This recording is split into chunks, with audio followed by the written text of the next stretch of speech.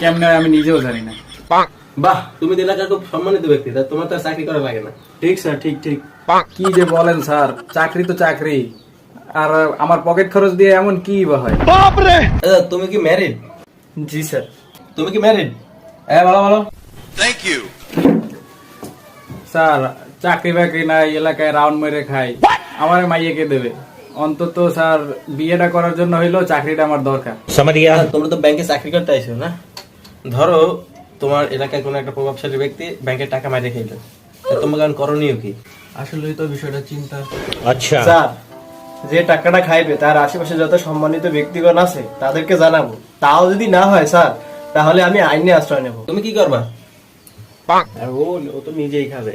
Sir আমি হেরে যেয়ে বুঝাবো, আচ্ছা। বুঝাবো যে ভাই টাকাটা দিয়ে দে, টাকাটা তো ব্যাংকের টাকা।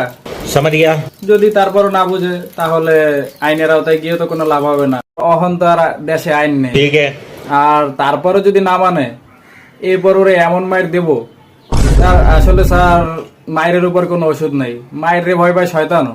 अच्छा তারপর যদি না দেয় তাহলে আর কি, তাহলে আমার আর কোনো এখতিয়ার নাই, আল্লাহর উপর ছাড়ি দেবো। জনগণের টাকা বাইরে মাইরে খাবো আর তুমি ওইটা আল্লাহর উপর ছেড়ে দেবো? ওইটা কি তোমার টাকা? আমি এখন বুঝছি যে তুমি এলাকায় 2-3 রাউন্ড মেরে কেমন তোমার পকেট খরচ চালাও। ঠিক স্যার, ঠিক ঠিক।